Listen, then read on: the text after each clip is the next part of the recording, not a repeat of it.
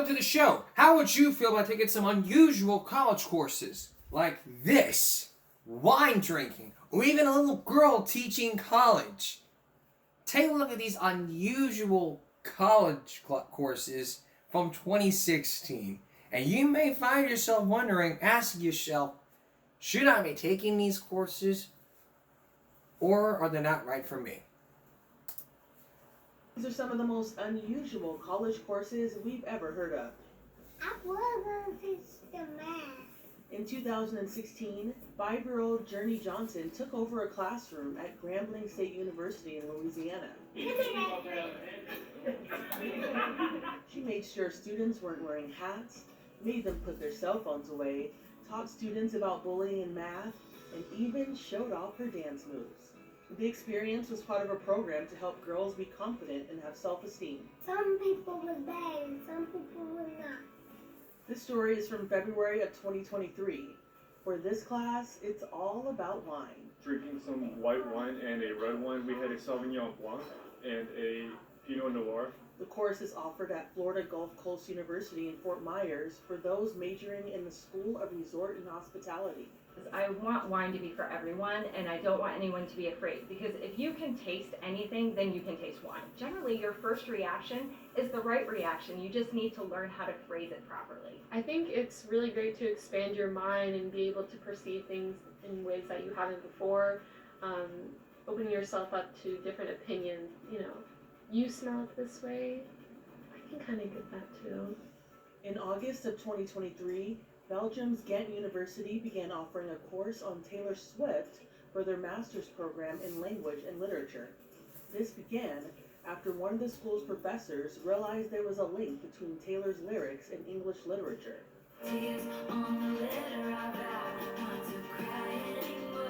They compared Taylor's The Great War to Sylvia Plath's poem Daddy.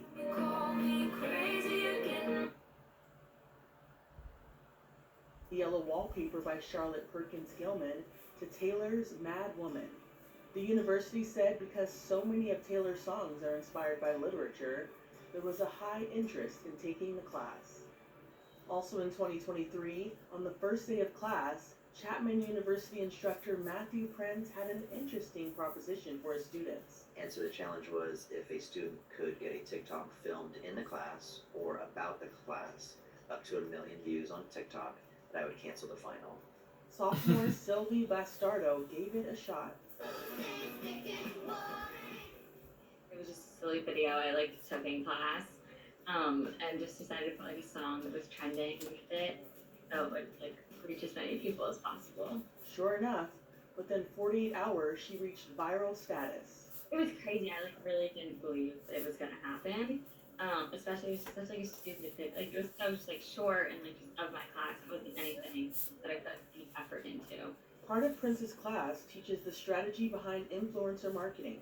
It was the first time he offered the assignment. Definitely did not expect Sylvie to come in and do it within 48 hours. She really messed up my lesson planning here. The whole point was to showcase, like, you don't have to be a celebrity to drive influence in social. I think the best examples of teaching and to learn are from real life examples. I just like never knew like how strong like the power of social media could be, like especially for someone like so average like me. It's not like I'm famous or anything.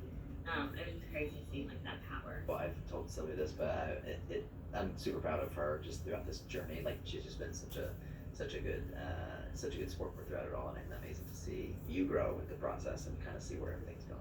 I don't have to grade a final, so win-win. Now that's good teaching. For Inside Edition Digital, I'm Andrea Swindle. Wine drinking? A college course in wine drinking? Come on, get real. Why have a college course in wine drinking? You're gonna make them swallow and get drunk? It's college, man. Alcohol. You can do alcohol, you can have sex there, you can do some drugs. Jeez.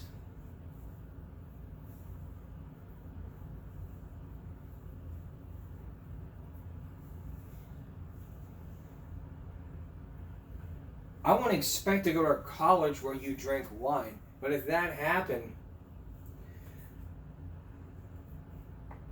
If that really happened, I wouldn't even be here.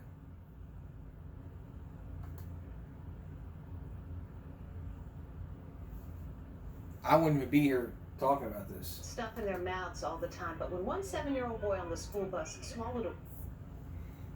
I would never take a college course that would make you drink wine. Like I said before, if it happened, I wouldn't even be here. Just checking the time on my camera. You just have to understand something. It's as simple as, hey, you know what?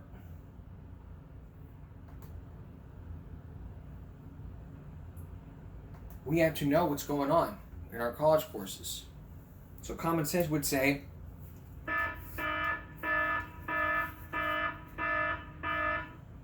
if you're gonna have a college course like that, at least know, like, if you're gonna have a college course like drinking wine, there is some responsibility. As for the others, it can happen. It may not be for you, but the future may hold something. Coming up next, this bus driver saved a 7-year-old child. What was the cause of all this? We'll tell you. Stay with us. There are angels among us. People who would go to great lengths to help out people. In this case right here, you're about to see a 7-year-old swallowed a quarter. A quarter. What happened next would even stun the bus driver. It was all caught on camera on that bus cam. Here's Les Trent. This kid, 7-year-old Preston, is now being called an angel. Keep your eyes on this kid. 7-year-old Preston is about to make a big mistake. He pops a coin into his mouth. Right away, he realizes he's choking. Preston runs to the bus driver. She thinks he's car sick. But very quickly, bus driver Raquel Baker realizes it's life or death. Preston goes limp as she carries him off the bus in Dallas. At that moment, he had stopped talking. He was very limp. And I was just telling him, baby, breathe, I got you. Raquel is also doing the Heimlich maneuver. It worked. Out popped a quarter. Turns out it wasn't a penny after all. Preston's mom, Giovanna, can't bring herself to watch the video. She saved my baby's life that day. She is both of our heroes. Me and Preston, we look at her as our angel. And Preston, he's been getting the same advice from everyone. Please don't do it again, Preston, please. Well, I know one thing you're not going to do ever again, right?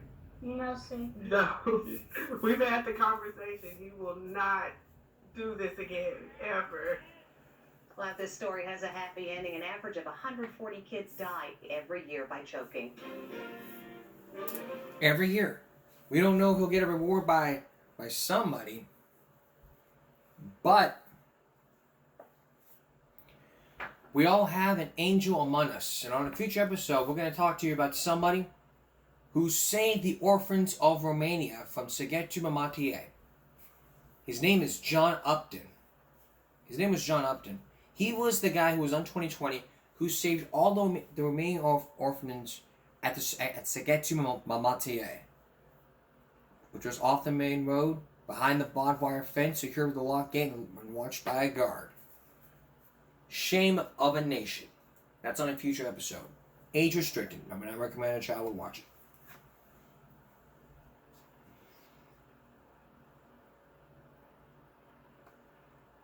That bus driver was a hero.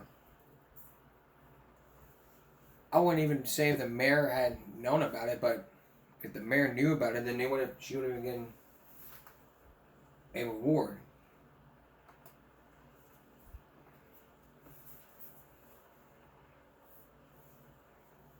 She would have gotten a reward to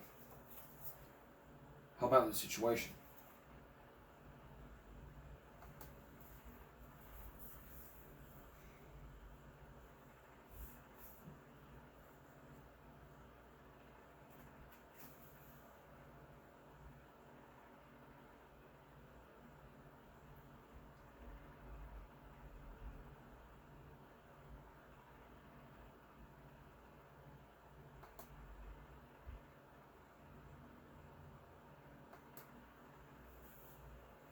Okay. Can you ever imagine like a school giving you some drugs when schools have a policy which says no drugs allowed?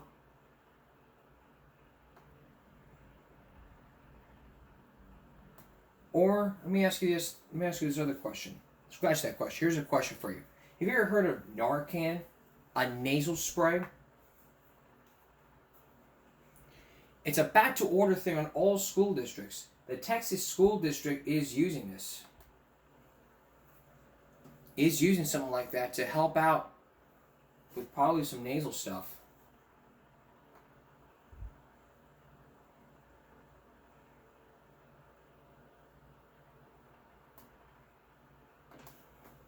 Take a look.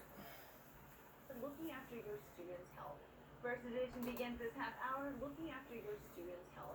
Ingleside ISD moves to bring Narcan on campuses to prevent a drug overdose and is rolling it out, but they have a challenge. Yeah, 3 News reporter Simone Simpson joins us live in our studios with how this life-saving program is supposed to work and what they're currently facing. Simone.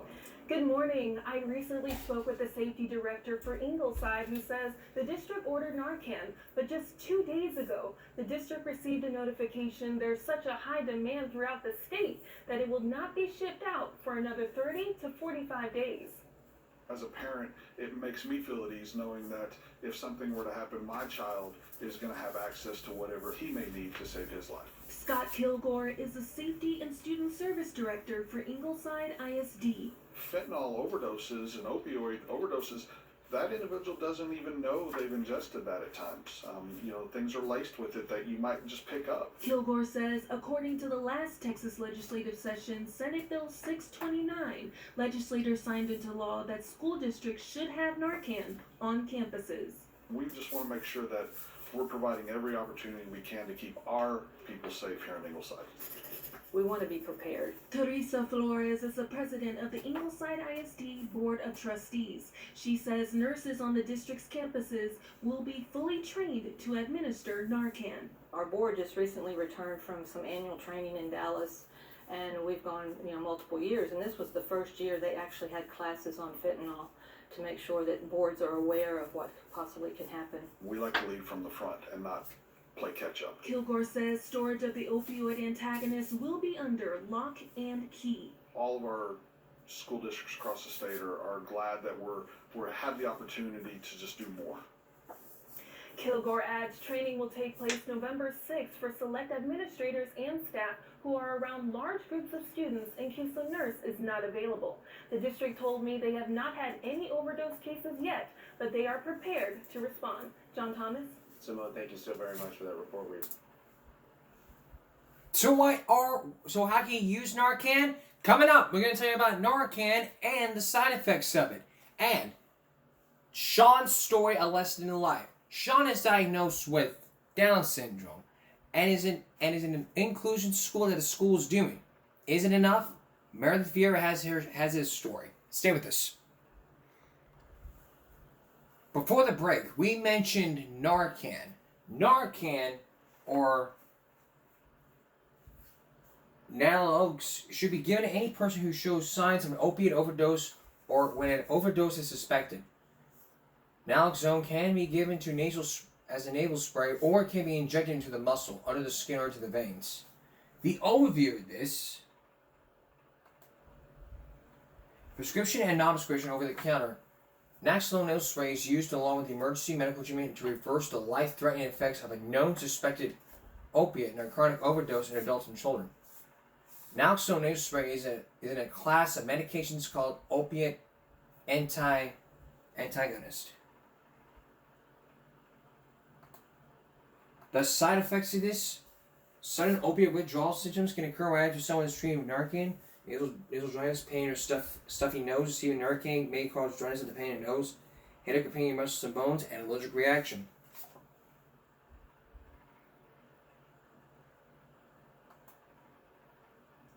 And these Narcans, the price of this, you ready for this?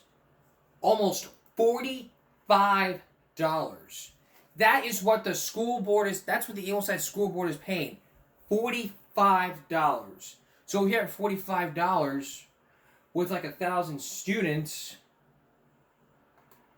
get out the calculator here.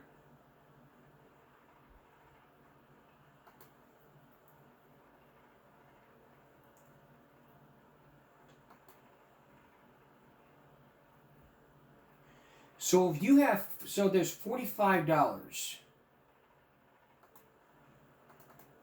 And we multiply that by classroom. So if we have $45 times for a 2-dose pack, for a 2-dose bag, so there'd be like 2-dose pack, like, so there'd be like 1,000 boxes times 1,000 boxes. That would equal to the amount of $45,000. $45,000. Or we had another 1,000, that'd be 46. We had 2,000, but we multiply by 2,000. The total now would come up, 2,000 students, total come up to now $90 million. Depending on the student size or how many students there are. But it's the sentence to it, so there's no common sense to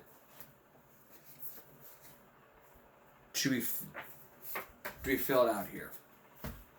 Except when you're looking at Narcan, if you're thinking about using Narcan, have some prior knowledge or do some research beforehand. That way you'll know.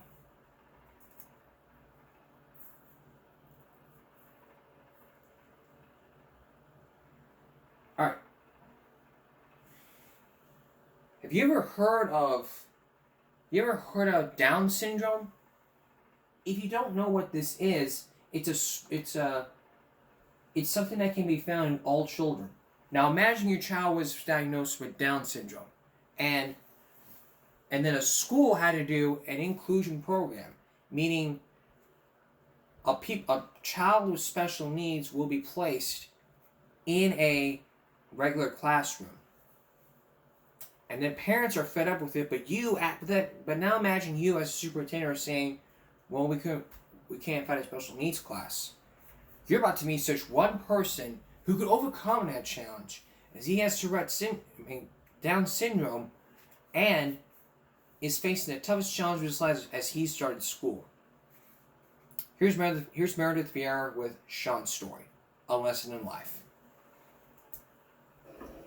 Sean. Sleepyhead. Good morning. Good morning. Come on, it's your first day of school. Go get your shoes. You have apprehensions and fears, and you hope it's going to be safe and warm and fulfilling for your child. D-Bag had real reason to worry as she coaxed her son Sean out of bed last September and got him ready for school. The walk from their front door to the bus stop had been uphill every step of the way. Are you excited? It should have been just an ordinary day, just like everybody else, but it just took us 8 years to get there. There was no way this little boy could have known it, but he was heading straight into a storm. I was wondering, if he was ready, if I was ready, if the school was ready, if the world was ready. No one had prepared Dee 8 years ago when she and her husband Chip welcomed their firstborn. To me, he had 10 fingers and 10 toes, and he was just perfect as far as I was concerned. But their joy would not last. Within weeks, Sean was diagnosed with Down syndrome. All my dreams went out, Couldn't be a brain surgeon anymore. He wasn't going to be a fighter pilot or anything like that. He was just, and the world just started spinning then. Sean was enrolled in a special education school called Ridge, along with other disabled children. But when the world finally stopped spinning for Sean's mom, she didn't like where he was or what she was hearing. What did Ridge tell you about Sean in terms of Sean's potential? They told me he would never leave Ridge School. Kids like him didn't leave Ridge School, don't you know that? They stay there. That bluntly? Basically, that bluntly. My husband said it was probably the best thing they ever did, was to tell me that he would never leave because it made me more determined that I was going to prove them wrong. Sean's parents felt Ridge School sheltered him from the real world. They began fighting to get him into a regular school, convinced Baltimore County was discriminating against their son simply because he was different. Dozens of other parents of disabled children who felt the same way took their case to the Office of Civil Rights at the U.S. Department of Education. In January 1993, the federal government ordered Baltimore County's school system to make a place for handicapped kids like Sean within the regular classroom. Number 1, raise your hand. After 8 years of struggling, Dee had only months to get Sean ready for what lay ahead. What did I just say? Being in the regular classroom, it's going to allow him to get to the stars. Raise your hand. Excuse me? We don't say that. Hand. Wait for Jesus to call on You. Right, okay. Come here, Sean. Sean needs to learn to deal in our society. What is more important is our society needs to learn to deal with people who are different. And it starts when children are young. When Sean finally boarded his neighborhood school bus last fall, he took with him a Mickey Mouse backpack, 2 pencils, and the hopes and fears of an entire county. For me to go to school.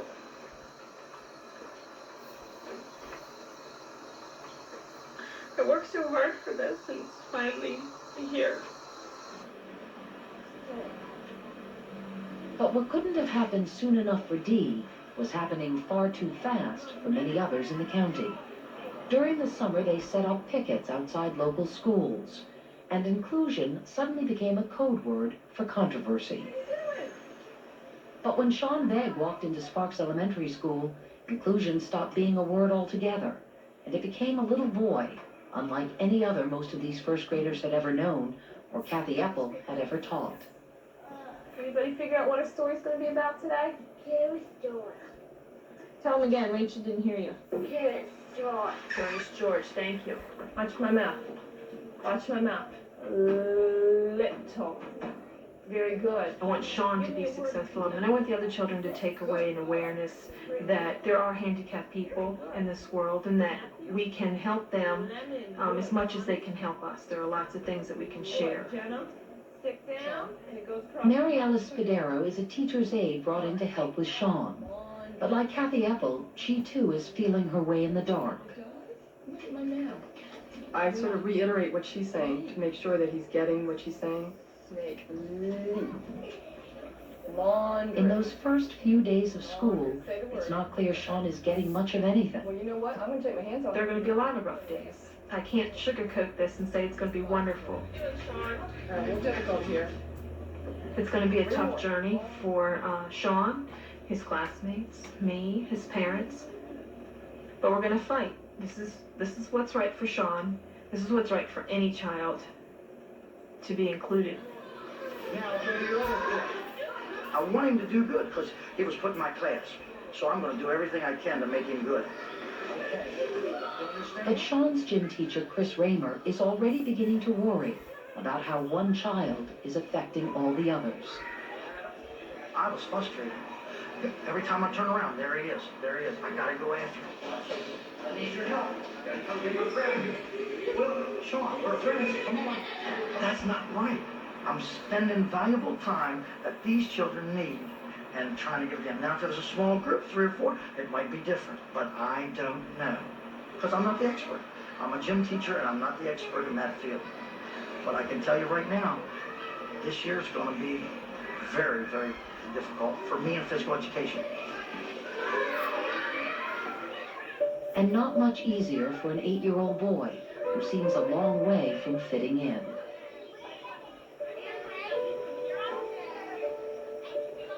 Today he was by himself playing, but that doesn't necessarily mean he was lonely. So he's just getting used to a new school, a new playground. Eventually, I think he will, join in with the group, find a best buddy, and fit right in.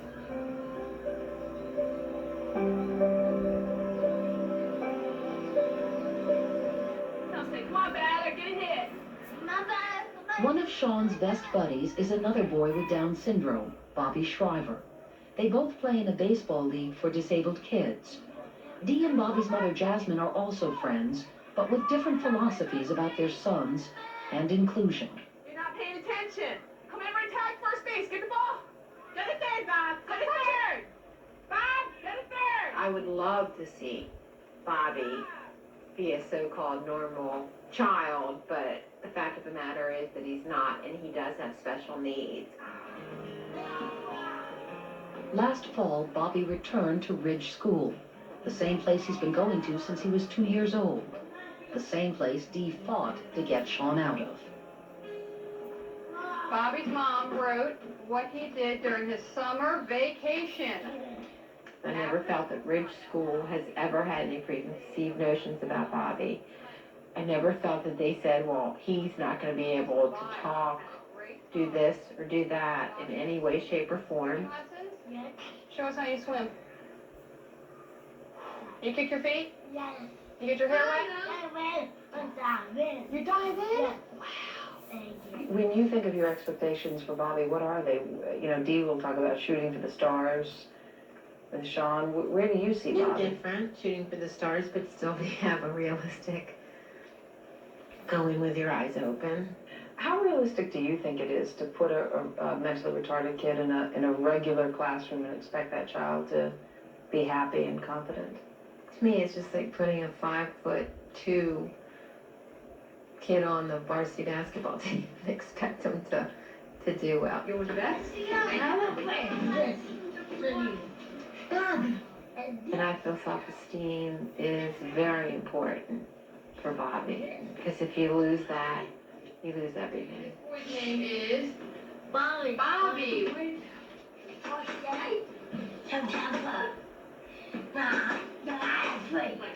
Good boy. Erin Kilcullen has been Bobby's teacher at Ridge School for 3 years, and she's convinced he's just where he should be.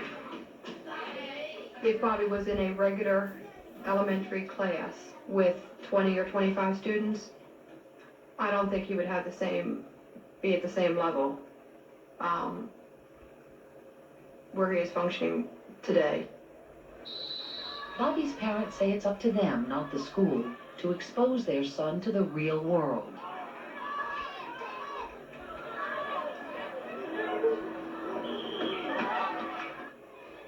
Meanwhile, Sean's parents have made him live in the real world full time, and he's starting to fight back.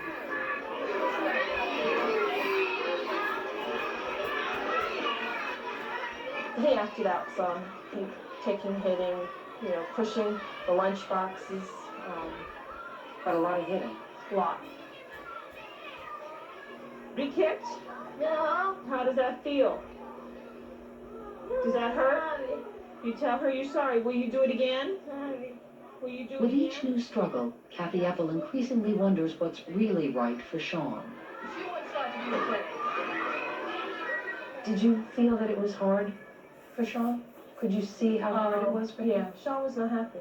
He even said, I have a sad face when I come here. One day I come on the school to Sparks, and it broke our hearts. We were saying, oh, he wants to go back to his other school. Maybe this isn't the right thing. You said is, you forgot a little word. To accommodate all of Sean's needs, 4 additional teachers are helping him with speech, reading, and occupational therapy. Okay, try one.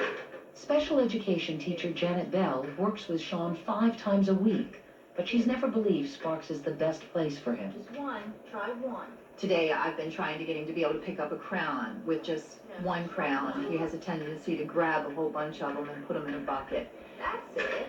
Personally, I think that Sean would probably be learning skills that were more appropriate for his needs if he was in a self-contained room with other children that had similar needs. Okay, Sean, the choice. I think then he would have an opportunity to learn life skills. Or lose 5 minutes from play. That's exactly what Bobby and his classmates at Ridge School are doing. They're all in groups, and this whole group here is one. They practice dressing, shopping, and preparing for future jobs like stocking shelves. It's almost like thinking of what the child would be like as an adult and working back and try to teach them as many skills as as possible so they could be as independent as possible as an adult. P's? You get to the P? Does it match? I think if they can do that job well, then that gives them so much self-confidence, where we may look down upon it and said, oh, you're only stocking shelves. To them, that's very important. That's an important job for them to have, is stocking shelves. By the end of October, Bobby has been to a food bank and learned to label bags and pack boxes. Throw it away, throw it away, wait. There is no similar measure of success when it comes to Sean, and his teacher, Kathy Eppel, believes she has hit a wall. I've not seen any breakthroughs in Sean progressing. I think that what we see him doing are the skills that he came to us with. The words, beginning sounds, the colors. I really don't think that he's made a lot of growth. But his mother, Dee, is convinced Sean will never shoot for the stars unless his teachers expect him to. Well, it's always a possibility to lower expectations for a child when you see him struggle and you think that it's better for him to have a lower standard from him. Look at the word. Tip. Two. If you never present a subject matter to Sean, good. When is he ever going to learn it? Pardon? Me? At a staff meeting in November, the frustrations of both mother and teacher finally come to a head. Sean does show a lot of needs in the classroom, and I don't feel that I can get to them all. I'm not trained. Kathy Eppel believes Dee is unrealistic about Sean's abilities. I don't know. I don't know what's available. I can't give blood from a turnip because I know that... Dee feels the school isn't giving Sean enough of a chance. Everything she's fought for is starting to unravel. I'm an advocate for Sean, and I don't, I feel some resistance or something, like you're fighting me on it. I'm only trying to help him and Well, we need to go back and look at the historical context here, okay? I know, Sean has been with you. He has been in a segregated setting for 7 years, okay? For 7 years, his social goals were ignored. Come on, Sean. I think we're trying to get him to learn in a different style in 2 months. Maybe it's time for recess. Up we go. Okay. I think Dee only wants the perfect picture because she's worked so long with this and she doesn't want anything to go wrong with the placement. And it's not like I'm trying to say that we're trying to get rid of him. Just trying to have an open communication about where he's going and what he's doing. Come on, Sean.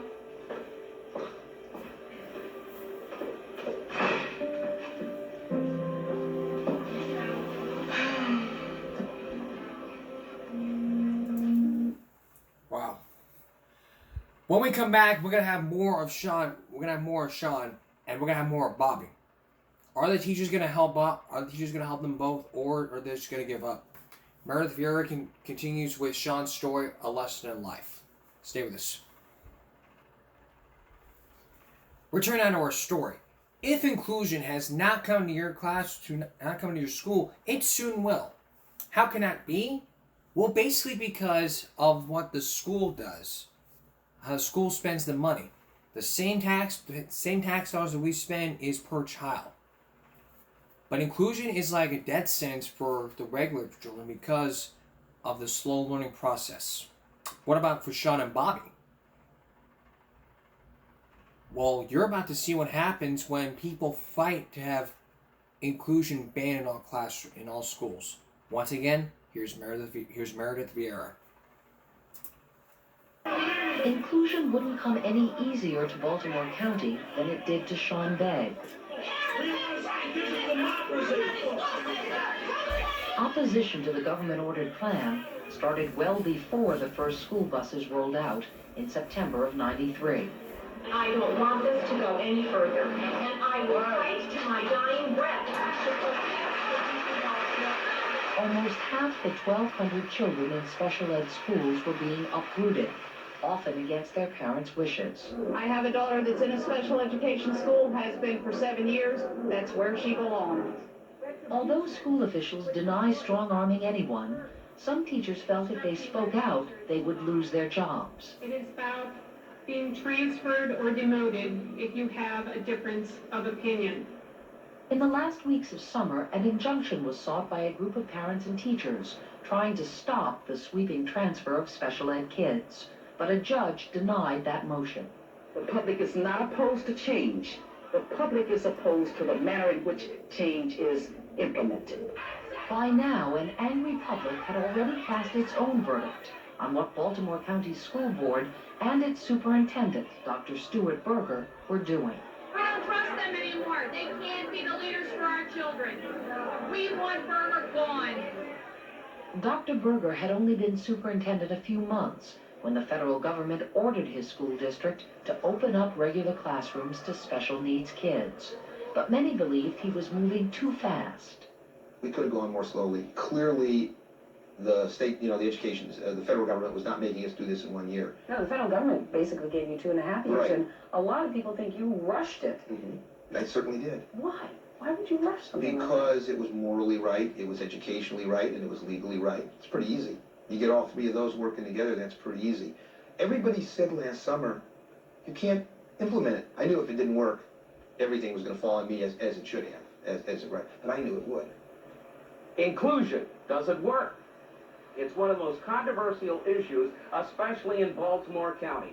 Radio talk show host Alan Prell only had to mention the word inclusion, and his phone lines would light up. I want to ask a couple questions. Number one, how did this impact you as a teacher? I was very frustrated. I felt incompetent. Give the school system your grade, A to F. F. Throughout the county, teachers began to complain that the rush to include special needs kids had left their classrooms in chaos.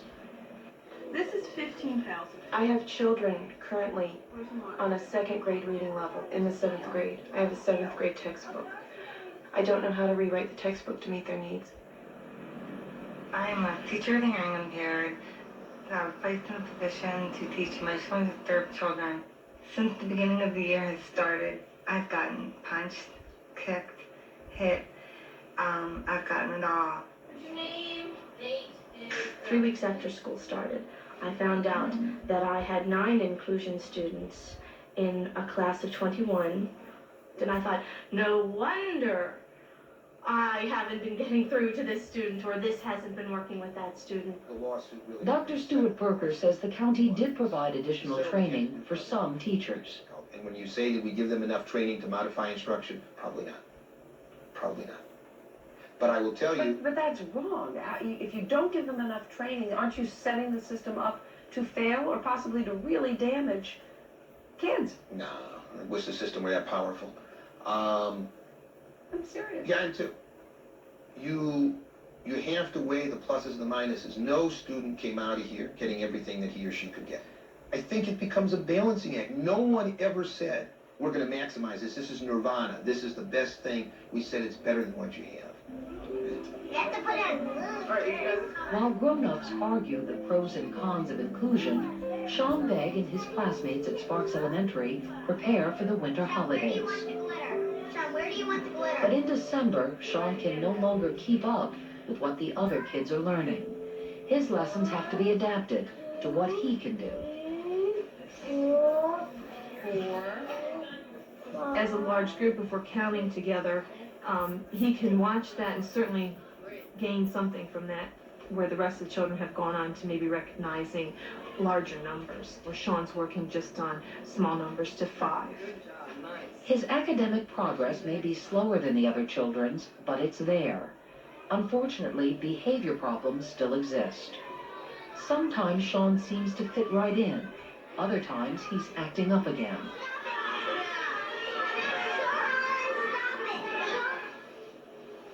Across the county at Ridge, the special education school Sean used to attend, Bobby Shriver and his classmates are continuing to practice how to one day live and work on their own. Cindy Jager, find the Happy Meal with the hamburger on it right here. Put it up there. Okay, tell the lady what you'd like. You have to look at the lady. Put your hand down, she can't hear you. You said that you have to think what a child will be like as an adult and then work back to give them the skills that they need. Isn't that setting a preconceived notion of what that child's value is going to be? But it's usually with high expectations. There's basic skills that the children would need as an independent or semi-independent child living in a community, and so it's my job to prepare them. But why bother to teach kids how to stack boxes or carry things or, you know, to be the clerk or the cleanup person? If that's what they end up doing in life, they can learn that. That's not some complicated thing to learn. But for these kids, it is. Okay, this is 20 cents. But the parents of these kids worry there may soon be no place left to teach those skills. $4 and... Ridge has already lost 65 students to other schools as a result of the inclusion plan. If it loses many more, these parents are afraid schools like Ridge may close. Who else helped you one time doing your homework? My sister. Oh, God. Todd's parents feel Ridge gives their moderately retarded son the special attention and acceptance he needs. Are you going to let her do your homework again? No way. All that we're asking for Todd, that we have the same chance to choose his education too. And I think if we get that, I think everybody would be happy if they had the choice. When my daughter was born, the doctor came in and he told us that we should institutionalize her, that she would ruin our lives. Do you know what this is, Kay? Kay for what? Kangaroo. Cindy's dad didn't listen to the authorities back then when it came to institutionalizing his daughter, who has Down syndrome. And he doesn't plan to listen to them now when it comes to inclusion. I know what's best for my kid. And I'm going to fight whatever it takes to keep her where I want her to be. Can I guarantee that Ridge Ruxton is going to exist exactly as it does? Absolutely not. I can't do that.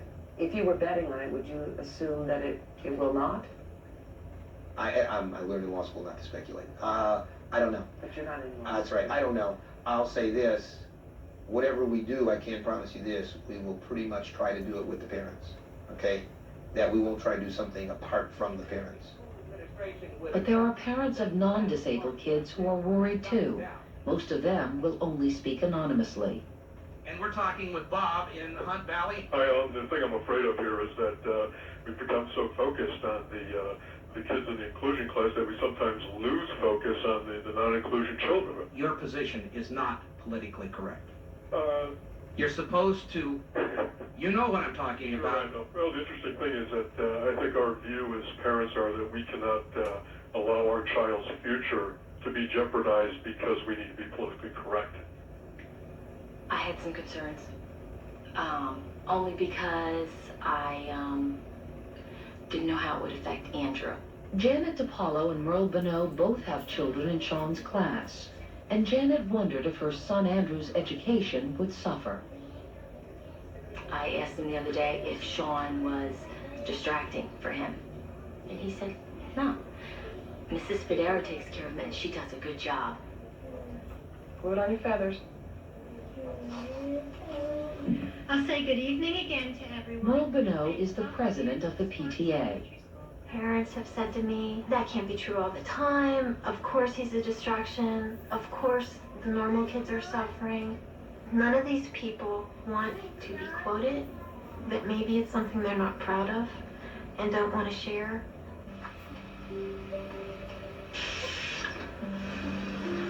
It's now February, and Sean is still being defiant. No. Sean's resistance has persisted. That has not gotten any better. In fact, I think it's probably gotten worse. Trying to throw your animals away? Why are you trying to throw the animals away? Stand up. I'm trying to. No, stand up. You have to do what you're told. That's what happens in school. We listen. No, we listen. He's getting a little more frustrated with the things that we're expecting him to do. But after 5 months, Kathy Epple is more determined than ever to help Sean work through those frustrations. I want to hear Sean read. His actions might say that he doesn't want to do it and that he's not going to do it, but in 30 seconds he's doing it. What I've learned from Sean is to not stop trying. Remember these words you took them home? I can read. Good. Sean's story, a lesson in life. But are they ready to give up on Sean or Bobby? Because what happened? Now remember, Bobby is still in that inclusion school while Bobby's in a regular school. When we come back, it's an all-out war between what's best for the child. Stay with us. I want to bring you up to speed on what issues we've been talking about. You may remember when we did our 5th season, we focused on the Oxford school shooting where Ethan Crumbley is charged with 4 counts of murder. And the parents are being charged with involuntary manslaughter. If Ethan Crumbley is convicted, he could face life in prison without the possibility of parole, like the Parkland school shooter. But TheOaklandPress.com just 2 days ago released an article titled "Judge Rules on Ethan Crumbley's Placement, Attorneys Hammering Out Logistics for Oxford School Shooter Sentencing." Listen to the article. Judge rules on Ethan Crumbley's placement, attorneys hammering out logistics for Oxford school shooter sentencing. With the sentencing hearing now just 7 weeks away, Oxford High School shooter Ethan Crumbley, 17, will remain in the Oakland County Jail rather than be transferred to the county's juvenile facility, a judge ruled Friday. Oakland County Circuit Judge Kwame Rowe made the decision, as he has done monthly since Crumbley was locked up nearly 2 years ago, at a state-mandated, monthly hearing for juveniles held in adult jails. Both the prosecution and defense said they had nothing to add at the hearing, held via Zoom. Crumbley spoke only to acknowledge that he could hear the proceeding and consented to have it held remotely. Rowe said keeping Crumbley at the jail continues to be in the interest of justice, based on reasons previously stated. For juvenile offenders in adult facilities, it must be shown that his needs are being adequately met, including education, nutrition, and more. Following Friday's placement hearing, the judge and attorneys were to immediately meet via Zoom to discuss logistics for Crumbley's sentencing hearing. A large number of victim impact statements are anticipated at the sentencing, scheduled for December 8th. Crumbley was 15 years old when he opened fire at Oxford High School on November 30th, 2021, killing 4 students: Madison Baldwin, 17, Tate Meyer, 16, Justin Schilling, 17, and Hannah St. Juliana, 14. 6 other students and 1 teacher were wounded by gunfire.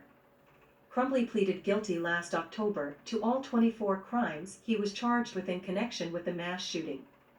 4 counts of first-degree murder, 1 count of terrorism causing death, 7 counts of assault with intent to murder, and 12 counts of possessing a firearm in the commission of a felony. In late September, Rowe ruled that Crumbley is eligible for life without parole.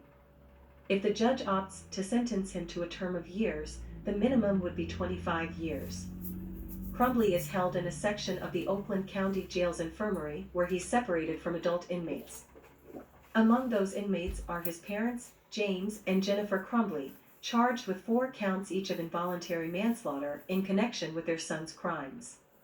They're accused of providing the handgun used in the shootings and not properly addressing their son's mental health needs. Their trial is scheduled to start in January. Last week, Oakland County Circuit Judge Cheryl Matthews denied the Crumbley parents' request to attend Ethan Crumbley's sentencing hearing. The next placement hearing for Crumbley is scheduled for November 17th. Which is in a few weeks. So by then we will know what happens if they start to sentence Ethan Crumbley. Now, before we continue on, I know we start viral breaks at the end of each broadcast, but we're gonna change it different when we do like a 2-parter story. So, here's a viral video that you may like. Can you ever imagine going to a tennis match or going to a tennis game?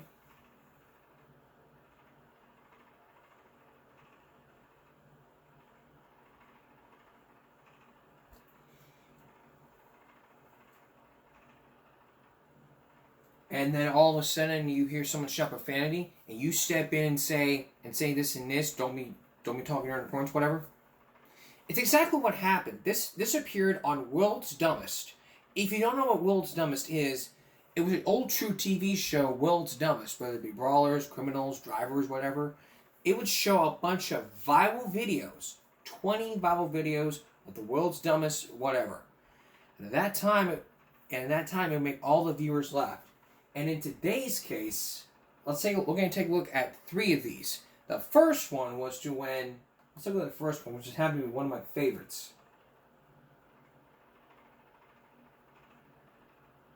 The first one, let's look at the 4.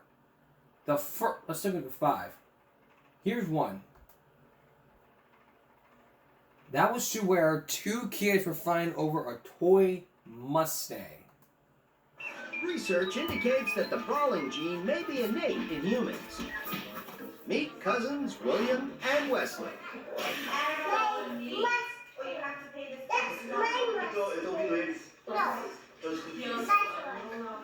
If only all the fights could be this adorable.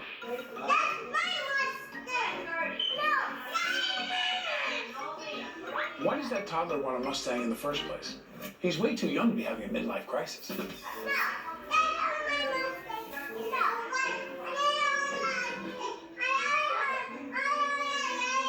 What is this? Yeah, I'll give you rosy cheeks. That's your punishment.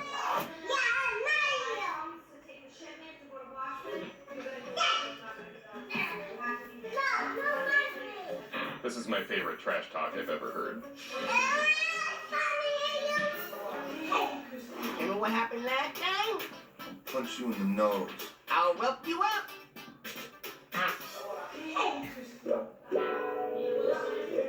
My question is, where are the parents? Well, William just loves his toys. He can't get enough of them, but he also loves sharing. See that? Isn't that cute?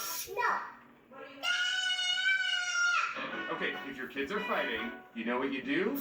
Film it. And then sell it to a TV show.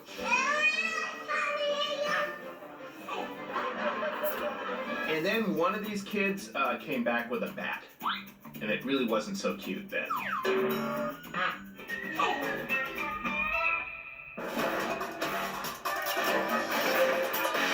Guys, are going to be fine. Here's number 8.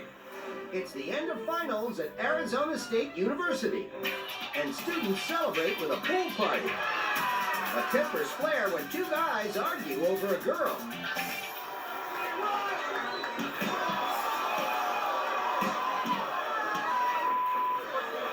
I get very anxious watching something like this because the whole time what's running through my head is, do they have sunscreen on?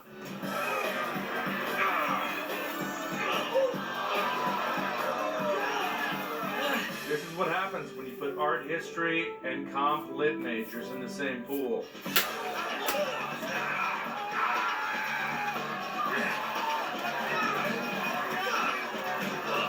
This is the most full contact game of Marco Polo I've ever seen. Wait,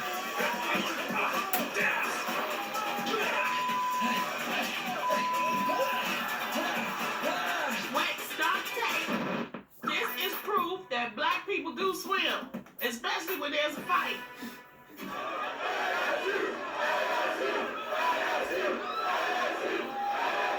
Close, guys. It's ASS. ASS. Chant your rival school's name. Make people think this is them. They're the idiots. Their parents are paying like $40,000 a year. That's why my kid's not going to college. It's either college or strippers for Frank.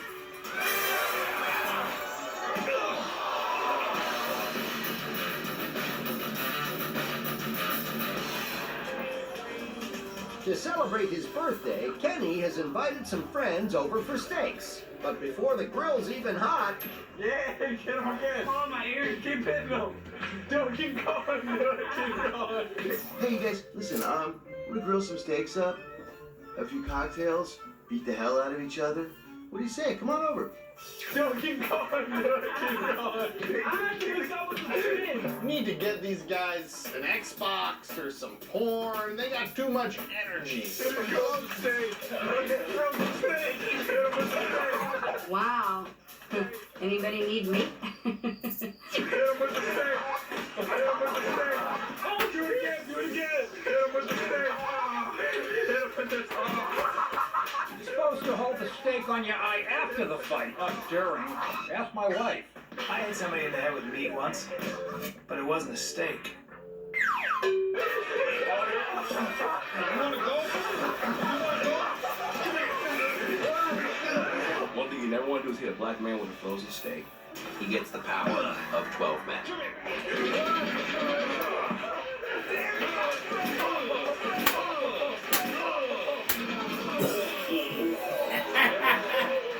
Hey, guys, somebody needs to check on Art.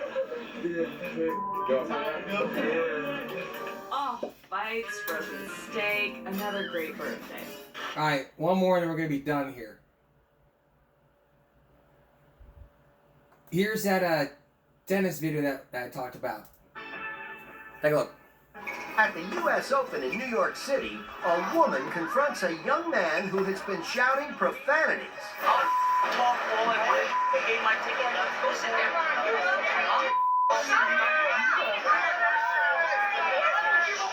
What anyone wants. It sure is a classy bunch at the U.S. Open, isn't it? Get me out of here. What are you gonna do?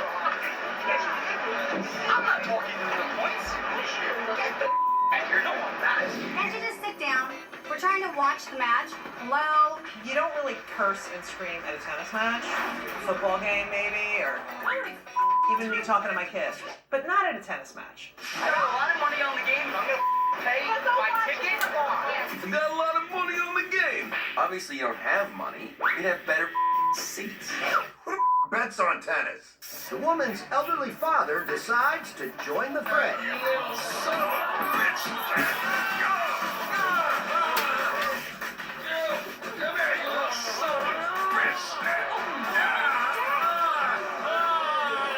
People buy a ticket to the U.S. Open, and they end up going to the Springer Show.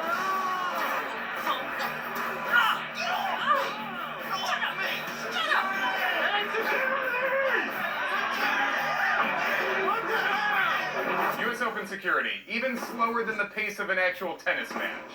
Oh, all right, that's it. Go, bring it up. All three brawlers are banned from the U.S. Open for 3 years. 3 years without tennis.